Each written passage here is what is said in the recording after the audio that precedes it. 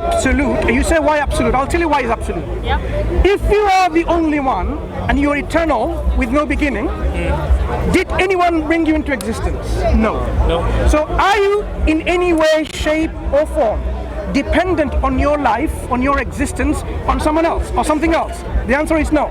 That means you inherently possess the attributes of self-existence. And because you self-exist, because you self-exist, I just want to make sure everyone understands that. Because God exists by his own self, without any being dependent on anyone, his life is not dependent on anyone. If he exists with attributes. Because if he exists without any attributes, then someone else have to give him attributes. Then he will be dependent. That means the attributes that God possesses are his own inherently. No one has given them. Bear with me. If God has attributes, would his attributes be limited? For example, God has attributes of knowledge. Would the attribute of knowledge be limited by any way, shape or form? We would say no, because no one gave knowledge to God. He inherently, from eternity, possesses this attribute of knowledge. There can be no limitation placed to his attribute of knowledge. So he will be all knowledgeable. And because he exists even without a beginning of time, he is not bound by time or restricted by time. That means he knows the past, present and future without the restrictions. So God is then all knowledgeable. Excuse me. All knowledgeable. Do you agree so far? Do you agree so far? So Allah created everything. That means that he also created evil. Pardon? No. Not goodness. Where He's just talking and talking and talking. Do you believe there's a God of evil in your what religion? he's saying does not Right. So everything anything. is. It just gives me nothing. My friend. It doesn't give me anything. My friend, are you listening or are you going to interrupt with? Sorry, excuse me, I'm just talking to Look, this guy. it is not fair that while you're discussing with us here, you interrupt it with hecklers. Hecklers calmly, let them be, let them heckle. They will come and they will go. There will be hecklers from all kinds. What we're saying is, as I said, excuse me, as I was saying, the coherence of this chapter. God is one, only, unique and absolute, and I just demonstrated why God is absolute. Giving him 2 minutes. If God is absolute,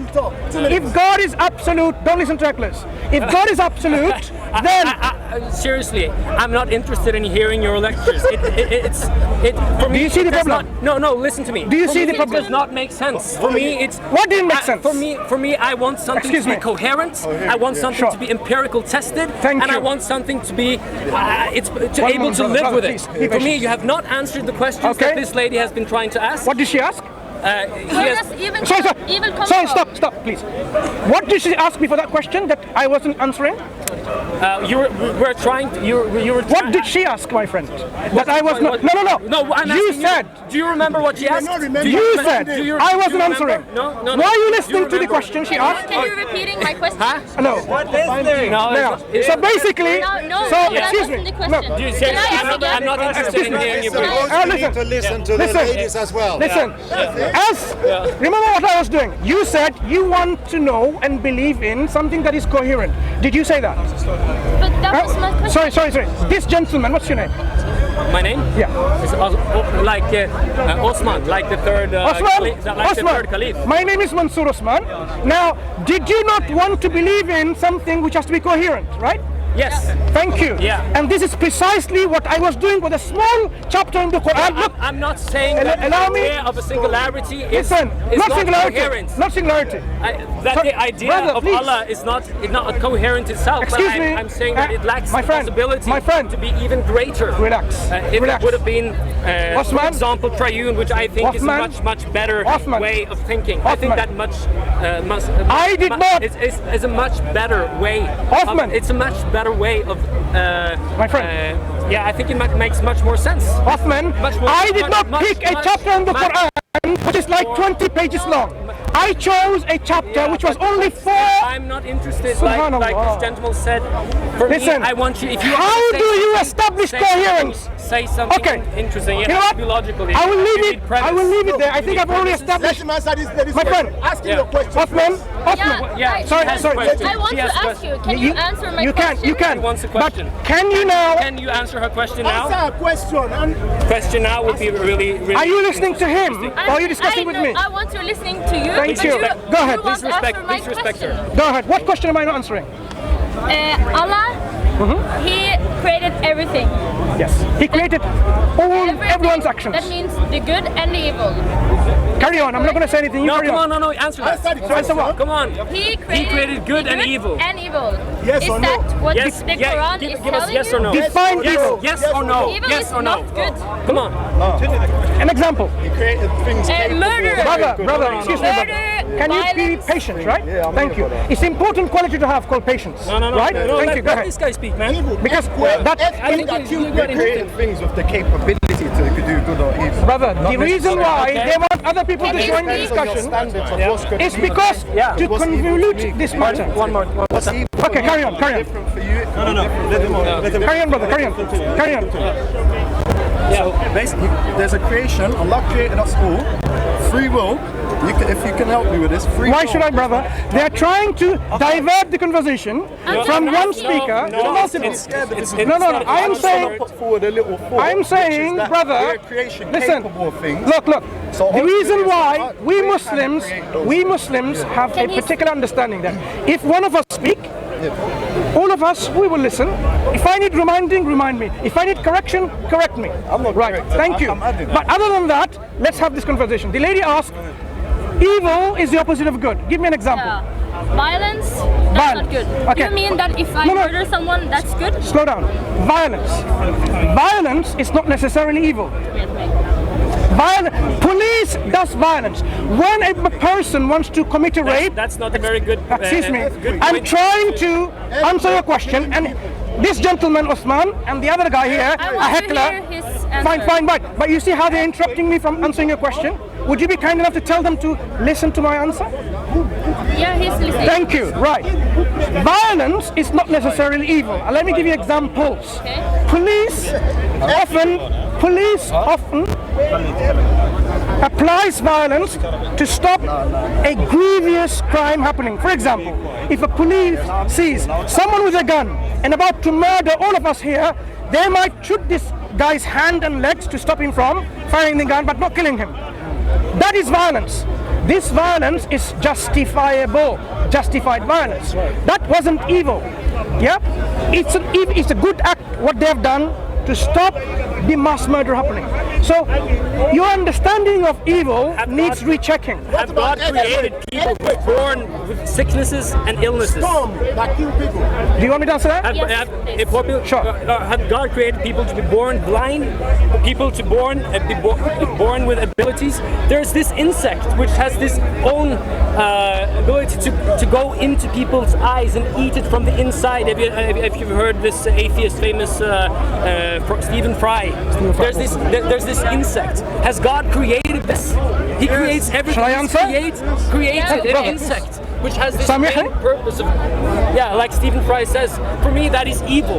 I cannot believe in a God like that, and I also cannot believe in a God who does not have the ability. Are you discussing with Stephen Fry or me? To forgive without giving any justification for it. You cannot just forgive someone without there to be any atonement.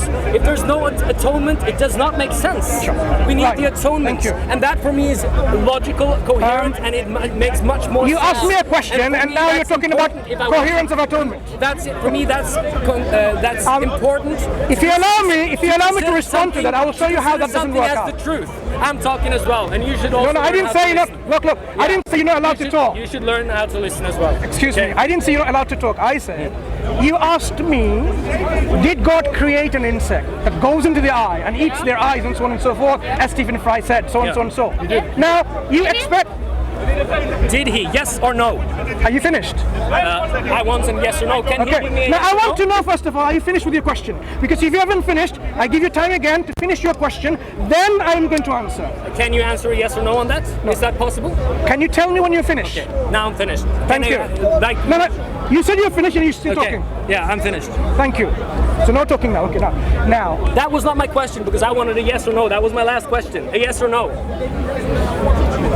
Have you finished with your question? That was not my question. Have you finished with your question? It was a yes or no question. Excuse me, have you finished with your question? It was a yes or no question. Sorry. Just tell me if you're finished with your question. Yeah. Thank you. So I expect you as a gentleman, Osman, to listen to the answer, right?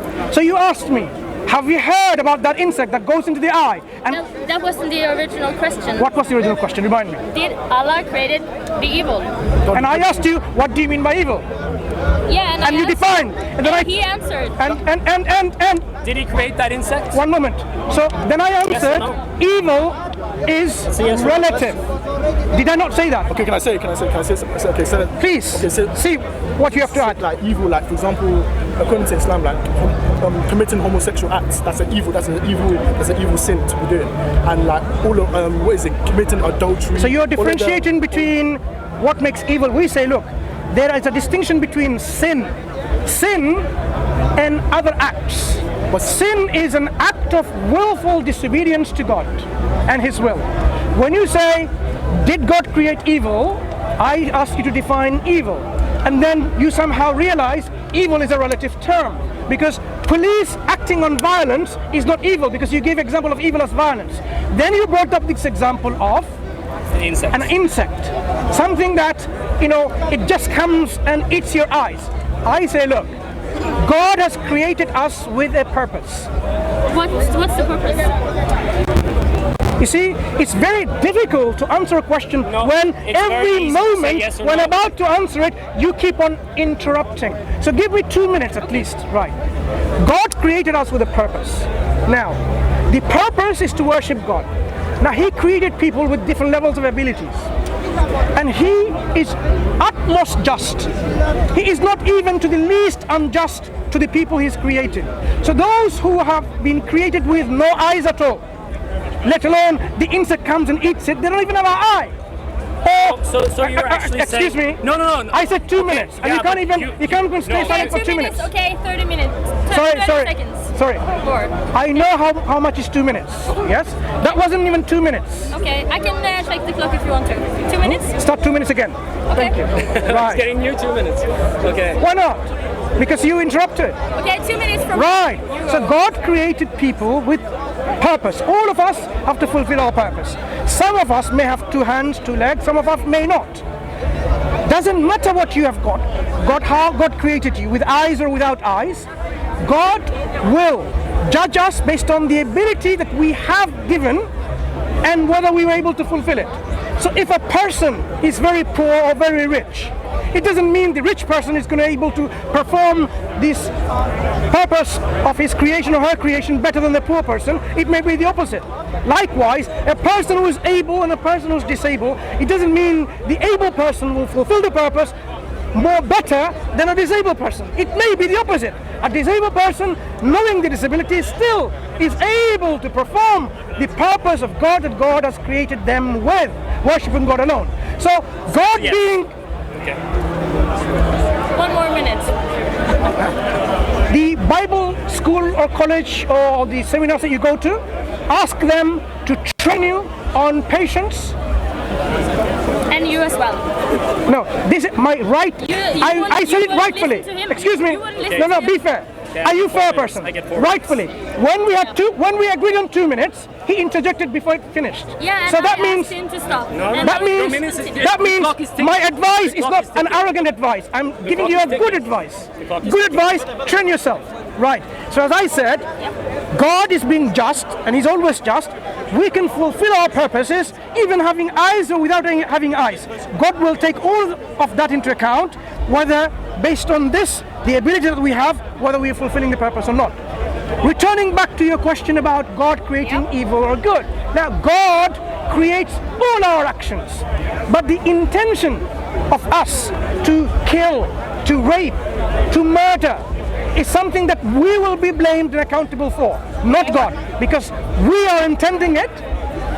Imagine you want to... Now 2 minutes gone. No, that wasn't my 2 minutes. Yeah, that's 2 minutes. Now it's my turn, because you've been talking for so long. And let me say, you've just admitted that God has created people blind. God has created... You know, my brother, he had cancer. He died in May. He suffered a lot. It was a really hard time for me, you know? And this guy just told me God created him like that, with brain tumor. He just said it in my face. And I cannot worship a God like that. I would never do that. I do not find that as a good and loving God. I cannot, how can God create people with sicknesses and illnesses? And it's not just sicknesses and illnesses, it's suffering. If God creates people like that, then for me, at least, and I think most people do, think that that's an evil God, if he would do that. Yeah, my 2 minutes are not over. You can get 2 minutes. Yeah. So Are you watching time? You have been really saying it right through. And there's so many problems with this singularity. Justice. How can you get justice if you don't have atonement? Do you know what that means? Do you know what? Do you know we need atonement? How can you be free? How can you be justified? Give him 5 minutes to explain that. God, if he just forgives, if give him 5 slaps, minutes to explain it. No. If someone, because it's a big subject. If someone rapes my daughter, and the judge comes and he says, "Okay, I'll forgive this raper," then that judge is an evil judge. There has to be atonement. The Islamic view does not offer any atonement at all. What it offers is a God who says, I can forgive this, I can forgive that, I condemn this, I can condemn that. There's no such thing as justification. No, give him more time. It's not enough. With a Christian, take time. With a Christian worldview, you have the opportunity to have both. You have justification through Jesus Christ as the atonement, and you also have forgiveness. Those two things cannot be if you don't have atonement, and Islam does not provide that. It does not provide that at all. Can I say something?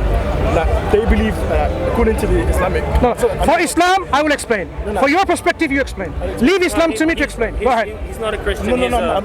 What I'm saying is, if you want to say what Islam considers, I will explain that. No. In your perspective... If I say anything about Islam, could you just correct me? No, I will say it myself. No, because let me just say what I want to say quick. Because in this, I've got a lot of Muslim friends in it, and they told me this. I've got a lot of Muslim friends, and they told me that in Islam, right, for example, why God lets people have diseases, because they believe that life is a test. God is like testing you. And he also said the same thing. And I'm saying what he just... You are interrupting him in his 2 minutes or his 5 minutes. What he just said is not a good testimony for me. I would never believe in a God like that. I would never believe in a God like that. Because they believe, in Islam. Why don't you allow me to say what I believe? No, I'm just saying. It's only fair, isn't it? You know, what is it that God's trying to it's like a test. God's trying to see if he can handle the trial. Because I know in Islam they say that in the Quran every human being is going to have tests and trials. So they believe in Islam that all the diseases and sickness you have is a test from Allah to see whether you love Him, to see whether you love Him and you're a true believer.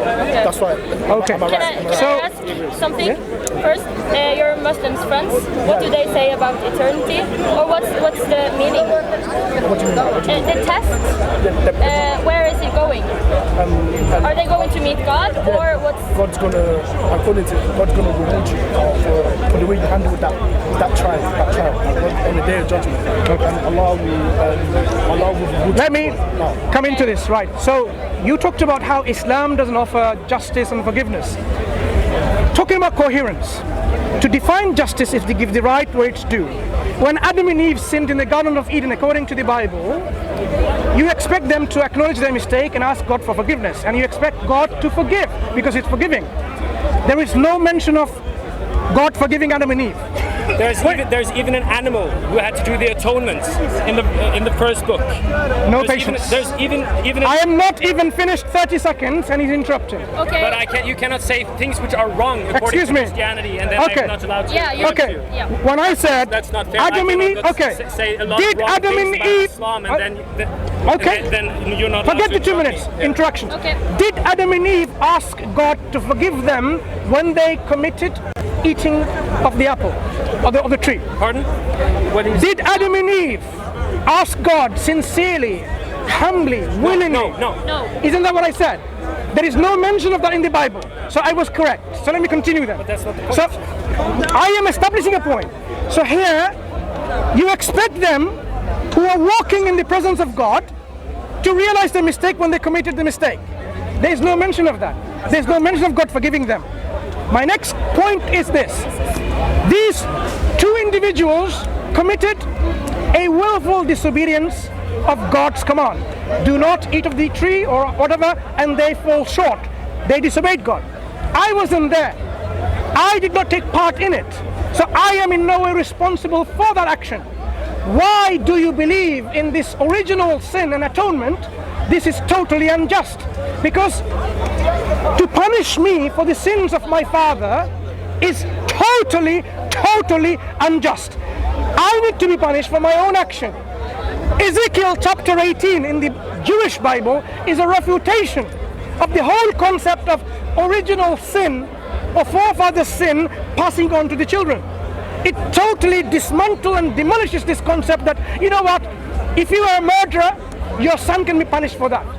Totally dismantles it. You may have not read it. Ezekiel chapter 18, whole chapter, is a complete, blatant refutation of this belief. So, but you believe in this atonement, that Adam and Eve sinned. Because of that, we are all guilty. We should all go to hell. And if you don't believe in Christ, who is God incarnate, who paid for that sin, then we will go to hell. But here is the problem with another problem. Incoherence number 1 and incoherence number 2 here. What was incoherence? Because it's not. You can say that you think it's unjust, but it's nothing to do with incoherence. I'll show you what incoherence is. I'll show you what incoherence is. Coherence means a system in which you don't punish the innocent. That has nothing to do with Excuse coherence. me, listen.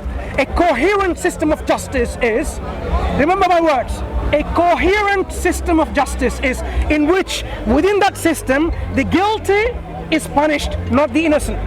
The guilty. In your system of justice, the innocent like me is paying the price for the guilty like Adam and Eve. No, that's not right. Correct me then. If you're punished, Correct me. If you're guilty, then do I have are original guilty. sin? Do you know what? There's this guy called Augustine. Have you read him?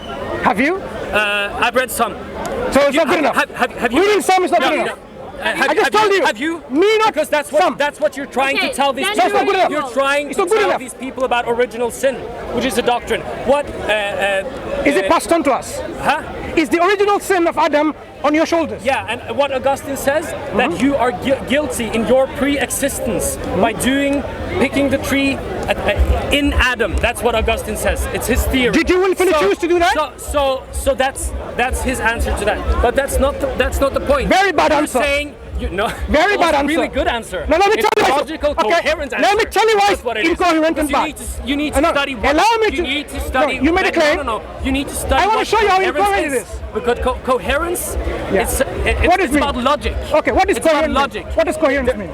Coherence means that it has to. You have to be able to think it. No, that's not coherence. For example, if you try again. What does coherence mean? Try again. That's coherent. No. Okay, you tell me. I'm not going to tell you because you start. Why can't you tell us? I'll tell you. Good.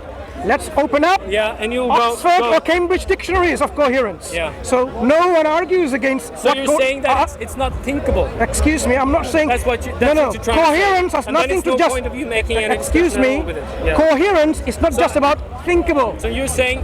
Wait. I want you to answer my questions again because I was trying to answer you. Coherence meaning. Patience. Meaning of coherence. Okay. So dictionaries. Okay, let's go to Oxford dictionaries. Definition of coherence. Here it comes. Excuse me, bear with me. Because you need to have the data to come to my phone. Okay. It's gonna is not here. Okay? Yep. We'll come back to the original question about Prophet Muhammad's prophethood and how Trinity, we haven't talked about, is the most incoherent dogma that we have seen. No. Trinity is not coherent. There's nothing incoherent by one being. He's one being and three persons. There's nothing incoherent with that. We believe in one God. There's one God and there's three persons. There's nothing incoherent by it at all. Coherence as a noun is the quality of being logical and consistent. Yeah, that's right. Consistency. Now, remember, when we talk about justice, we're talking about a system in which there will be guilty and there will be someone who is innocent. And the Christian says that everybody is guilty. Excuse me, if you allow me to finish, Osman. You just said that God punishes innocent. If someone is raping my daughter, and a judge said, the same God that allowed your daughter to be raped. So no, I'm saying if someone raped my daughter, his belief is his God was judged with forgiving. There has to be some atonement. There has to be some punishment. That's your same God that's allowing his child to get raped. So what are you saying? Who allowed this child of yours to be raped? Who allowed? Did God allow it to happen? According to the question the sister asked. Did God allow that to happen? What are you talking about? Your child in your example got raped. Did your God allow it to happen? My example was about forgiveness. Sorry. Did your God allow it to happen? Then you have to do another question. Excuse me. My question was to Can you answer her question? She did not answer. Did your God allow your child to be raped? What do you mean? What do you mean by allow? Did he allow it to happen? What do you mean by allow? Do you not know God allows and disallows? What do you know? What do you mean? Are you saying you can do an action without God allowing it? He condemns it. Yes, he condemns it. No. He condemns it. Excuse me. He condemns. One second. If God doesn't allow, excuse me. God is love and he hates rape. Sorry, sister. Sorry. If God doesn't allow, are you listening? I would really like to answer your question. Excuse me. Are you listening? If God did not allow. Hello? Excuse me. Osman, listen. If God did not allow your girl to be raped, can anyone rape your girl? Pardon? If God does not allow the raping to take place, is there any force in this universe which can rape your daughter? I'm saying that God hates rape. I ask you a different question, which is this. If your own God, the concept that you have, if He does not allow the raping of your girl to happen, is there anything in this universe that is more powerful than God to make the rape happen? I didn't say that He didn't allow. So does He allow? Because of His sovereignty. Excuse me. Does He allow it? Because of His sovereignty. So that means everything happens according to God's will. Back to square one. Why did you even ask me that question when you believe in the same thing? Now, next point about Trinity. No. Excuse me, my friend, Trinity. In the Trinity concept, which Christians, moment they hear about Trinity, they say it's time to go. But Osman, he's going to be here because he's here with the group and they're not going to leave until quite some time later. So Osman. What are you suggesting that we're going to talk about the Trinity? No, I'm saying you said Trinity, every bit of it is coherent. I'm saying that Did you not say that? You said every bit of Trinity concept is coherent. Of course, I told you that I can't believe and I will show you how incoherent it is. You don't interrupt me. I cannot believe in anything which is incoherent. If it's incoherent, it's per definition impossible. If I'm going to allow me to show you evidence, it has to be coherent. Osman, I want it to be reliable and I want to test it with truth. That's very good, Osman. I can't believe in anything. Allow me to demonstrate incoherence. I find the Muslim belief very allow me, Osman. weak. Allow me. Now allow me to demonstrate. Allow me to demonstrate it. And three persons. No, it's nothing incoherent. That's what you say. One being and three persons. There's nothing. That's what you say. Allow me to demonstrate to you. Nothing. No. There's nothing. He's going to force it on me. There's nothing. Let me talk first.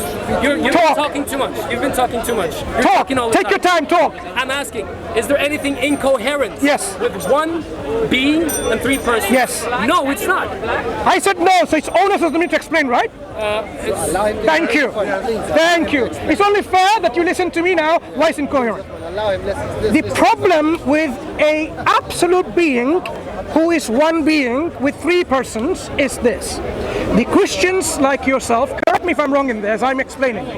You believe each of this person is absolute, not limited, dependent, or finite. They are perfect, not imperfect. So far, do you agree?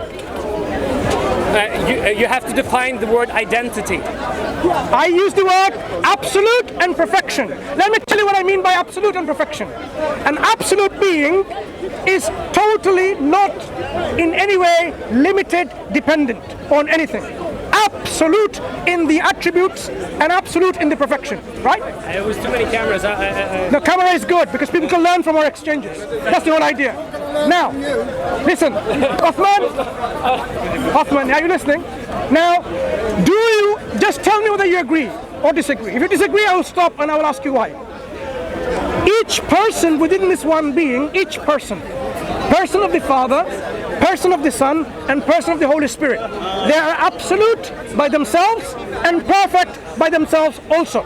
If they're absolute by themselves, what do you mean by that? That they are everything? No? That's not, so you don't know what absolute means. Let me explain again. If I say, like, it's if you don't understand a term, I will explain to you what it means. No, if you don't understand a term, I will explain to you. That's the reason why I have to be careful, because he's trying to trap me. No, be careful. Why I have to take all your care. Every single word and every single definition. Very good. Very good. That's the reason. Okay, let me now focus on the word perfection. Each person has to be perfect in every attribute they possess, because they did not begin to exist, neither did they acquire the attributes from anyone else. Do you follow so far? Why is that perfect? If I acquire an attribute of knowledge from you, my attribute of knowledge was imperfect to begin with. I needed more knowledge from you to make it even better. No, you lack the ability to need. Listen, you lack the ability to be in the triune way. You have something. You have unity and you have diversity at the same time. With Muslim God, you would lack that. Sorry, you're so at the confusing. same time, you would perfection. You would have do you have freedom and form. Do you disagree? And you would have ruler at the same time. That's even greater. Listen. That's even. Let me tell you what perfection. That's not something you can prefer. Any of these persons within the being, are they deficient in their attributes? What are you saying? Okay, hear me out carefully. The three persons within the Trinity, are they in any way, shape or form deficient in their attributes? Oh, that was strange language. I didn't sleep too much tonight. Let me try. Explain? No, I will explain to you. I will explain. Not anyone else. I will explain. You know what deficiency means? The lack of something. You're lacking something. The three persons within this one being of yours. That's what I'm accusing you of. They lack the ability to need. Listen. That's what I'm accusing Islam of God. Listen. The three persons to lack the ability to be a relation. I'm accusing him to lack the ability to be love in itself. That the triune God can be love. The singularity has no opportunity to be love. That's what I'm accusing him for. And then you try to accuse me of saying that he lacks. Is Allah? Answer me this question. Is Allah perfect? Does he lack anything? No, he doesn't lack anything. Okay, he's not love. Because to be loved, you need to be a relation. I just proved that he lacks the ability to be love itself. The triune God is love. Okay. God is love. Let me demonstrate to you. Let me respond to you back. I just said to you that Allah, the singularity, lacks the ability to in itself. Relax now. Hear the Muslim response. Be relation. Hear the Muslim response. I want you to focus carefully, because this response is refuting your C.S. Lewis maybe, your St. Augustine maybe. In fact, all your major philosophers will be refuted at the same response, not only you. So I want you to focus very carefully. Does he agree with the Bible though? Are you listening carefully? Listen carefully, because this response is a refutation not only of you, but all your philosophers at the same time. So hear me carefully. Attention. It wasn't accused to you. Listen. I am not only refuting what you said about God is not perfect because he doesn't love, he's not loving, or he's not love. I am saying in my response, God willing, the response will refute not only your accusations about God being not perfect, but also refute all your philosophical scholars throughout centuries. So be careful to what I'm saying. Pay attention. That's my point. Pay attention. That's my introduction to paying attention. Now, to love someone, for example, if I want to love my brother, I have to have something as a prerequisite, which is the attribute of love. Imagine now, I want to love my brother, my brotherly love, right?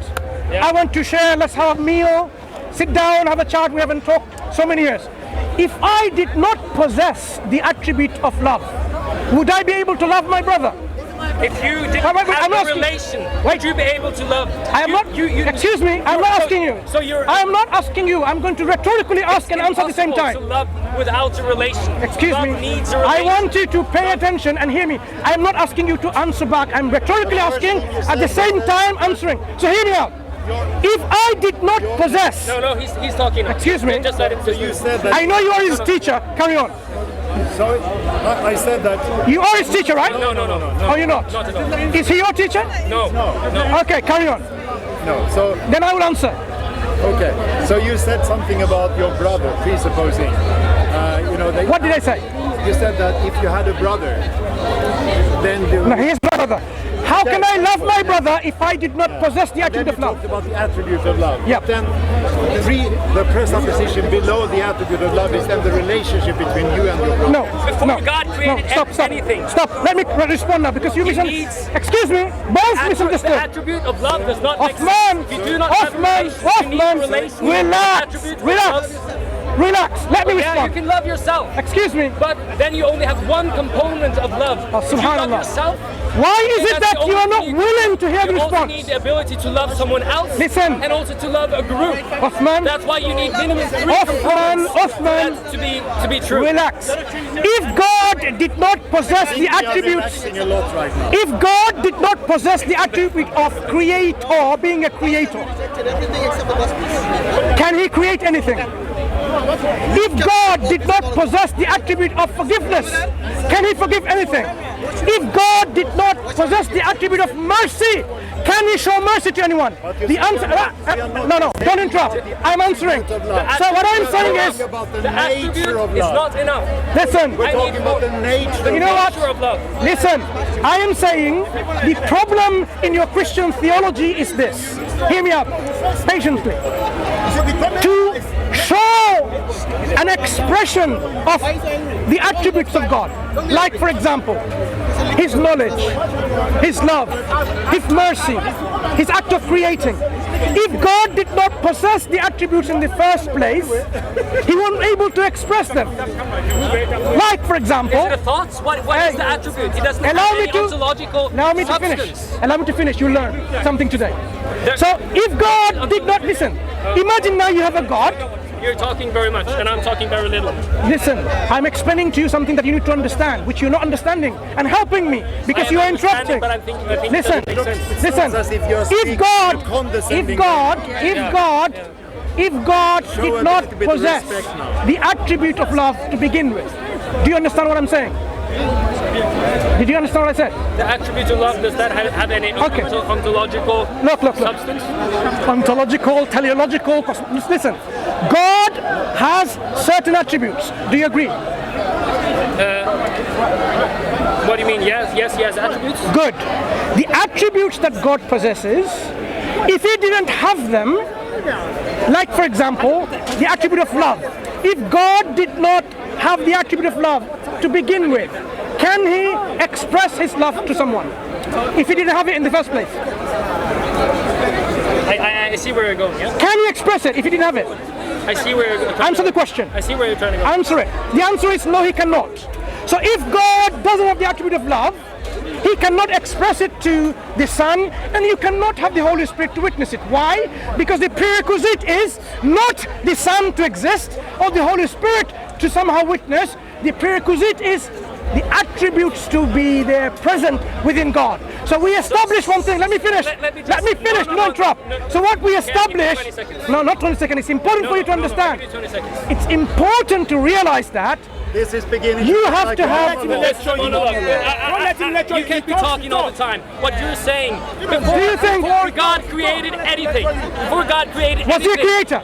before God created anything, He was a singularity. Was He a creator? That's what you said. Was He a And creator? the existence of love in its fullest way has never been. Love can't be expressed without a relationship. You have to have relationship. Sure. So for me that Okay. Now here's the big problem. Major problem. So you have a problem. No, you have a major problem. Who did God forgive and punish before the universe was created? Who did God forgive and punish before He created the universe? There's the ability. Who did He punish and forgive before He created the universe? Who did God forgive and punish before He created the universe? Did I ever say that God is the core of forgiveness? No. I said that He is in itself. He is love. That's what I said. Is He forgiving? And I also said that He is relationship. Is He forgiving? He has the attribute. Are you trying to say that He has the attribute to forgive? Is Yes. that what you're Does He trying have to say? it? Does He have it? If He has the attribute to Yes. forgive? Does He have it? But that doesn't make what I was trying to say. That I'm asking you a question. Love. Does Can God you say have that God the is attribute of love? forgiveness? And we were talking about Why are you fixated on love? What about other attributes? Does God possess the attributes of knowledge? Of course, I believe. Of course. That he Is His attribute of knowledge perfect? yes. Good. The Son, and the Holy Spirit, and the Father. Do they possess equally perfect attribute of I'm knowledge? talking about character, not attributes. I'm talking about attributes. Yeah, but that I was trying Do to the three persons within the Trinity, Beth, you can come in after all these years, see whether you've improved in your studies. The attribute of knowledge that God, the Son, in your belief possesses. That sounded like an insult. No, it's an encouragement to learn.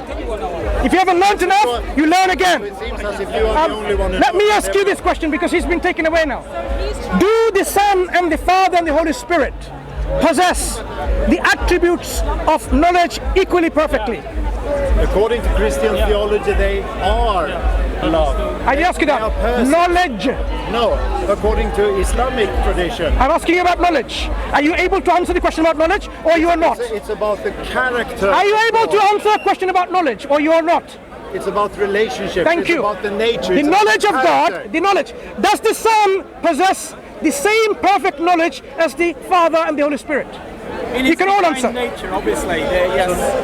In his divine nature. You can communicate together to answer it on your behalf. Take your time. Do they possess? No. Because they're not answering. Okay. Okay. You answer first. Then you, and then you, and then you. You can all answer. Please call in later because I want to my friends here to answer. You first. Do they possess equal attributes of perfect knowledge in your tri-personal one being? That's a strange question. That's such a strange question. That's not what the Bible says. The Bible says. Answer the question. Don't say strange or it's very difficult. Listening to her now. I'm asking you. Are you a man? You're a woman, Beth. I asked him first. So why can't I ask? Okay, ladies first. Fine, ladies first. Beth. Here is my question. No. Here is my question. In the three persons of your one God being, do each of these persons possess equally perfect attributes?